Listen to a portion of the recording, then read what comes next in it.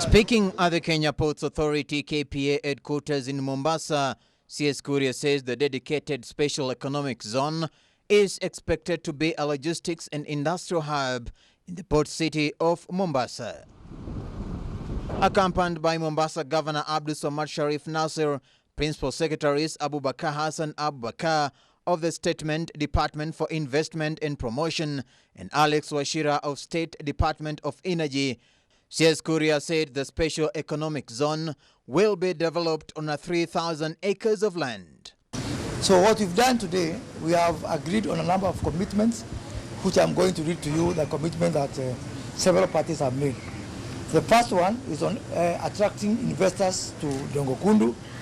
The objective being to attract investors to Dongo Kundu special economic zone and establish the demand so that you can be able to measure up the demand for space that investors want. According to CS Kuria, the project that will be a game changer in the region will have a common use facilities, a free port, free trader zone, industrial park, and public utility area with a 12 kilometers supporting road network.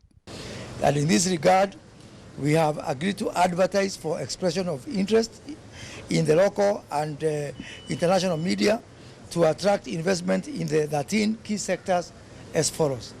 One is on agro-processing industries. Second is oil and gas industries, and both upstream and downstream. The third one is on petrochemical industries. Fourth one is on green energy and renewables. The fifth one is on blue economy. The sixth one is water desalination and service provision. 7 is heavy metals and steel. 8 is on cotton, textile and apparel. 9 is on pharmaceuticals. 10 is on automotive, manufacturing and assembly. 11 is on transport and freight logistics services. 12 is on warehousing, cargo bulk breaking and consolidation services.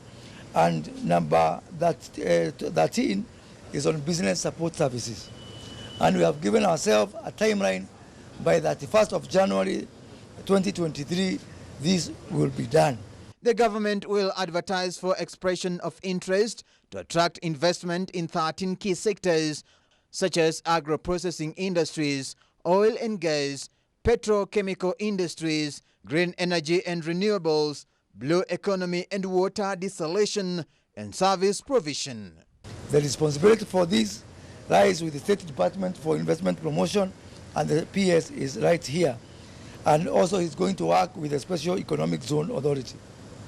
We've talked about the issue of resettlement and compensation of the project affected persons, PAPs, and we've given ourselves the objective to avail land for resettlement and compensation. The money is already released for the PAPs, but from the Kenya Ports Authority, they have already, that money is sitting with the National Land Commission, and they have confirmed that. So we are going to subdivide 384 acres into parcels and title for resettlement of 1,654 PAPs, complete compensation award and payment to 1,582 PAPs who have got development already on the land. So we expect this exercise to be completed fully by that 1st of March. We expect His Excellency the President to come here before that date to actually launch the giving out of the title deeds to the. Others are heavy metal and steel, cotton, textile and apparel, pharmaceuticals, automobile industry, transport and freight logistics services, warehousing, cargo bulk breaking and consolidation services and business support services. The Special Economic Zone is expected to be operationalized with effect from July 2023, noting that infrastructure in the bedrock of socio-economic development in any country, and that is what this mega upcoming project exemplifies. Affected persons whom we are going to resettle latest by the 1st of March 2023, if not earlier. So this exercise is going to be led by the National Government Administration Officers, and again, they are going to work with the State Department for Land and Physical Planning, the National Land Commission, County Government of Mombasa, the County Assembly of Mombasa, and local elected leaders being MCAs, MPs, senators from this region are all going to be involved. We've also touched on the issue of water, and we've identified the objective to avail water for construction and operations.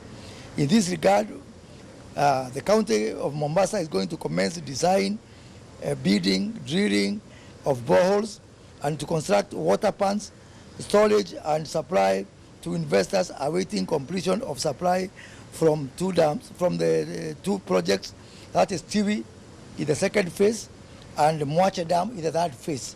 He revealed that KPA has set aside 1.4 billion shillings to compensate persons who will be displaced by the mega project, adding that the resettlement and compensation process will be spearheaded by the National Government Administration Officers Ngao under the stewardship of the Coastal Region Commissioner RC Rhoda Onyancha.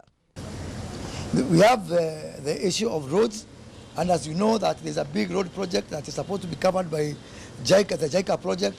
But again, we've said that project cannot stop investors from coming in. So working with Kenha and Kera and the investors, we are going to upgrade the just access roads on gravel standards as we wait for the bitumen standards. So what we are trying to do is to create a mechanism whereby investors can come in on a short-term solution, even as we wait for the big solutions that are going to come much later down the road. The issue of power, the PS4 Energy is here, and he has committed that the 33 kV line is available for any investor that is going to come in.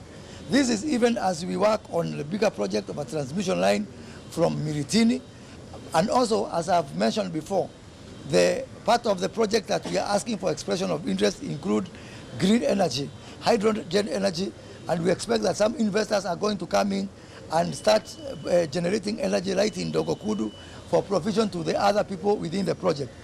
Mombasa Governor Abdul Samad Sharif Nasir welcomed renewed efforts to kick-start the project, saying it will address unemployment in the coastal city and other neighboring coastal counties. I think that we sit down on a table and all agree. And we don't just agree, we agree with equally with timelines on what needs to be done. One thing is pretty clear. On the part of the county government of Mombasa, we are going to assist in the part of the survey. We are going to ensure that we assist in the part of the water and sewer level. And equally, we will be seeking to talk to all the other political leaders so that the money for compensation is paid to the right people. And we intend to do this on the stipulated timelines as well. Mombasa was the most ideal location for the special economic zone, and once completed, is expected to increase foreign direct investments in the country by at least 100 billion, according to the stakeholders.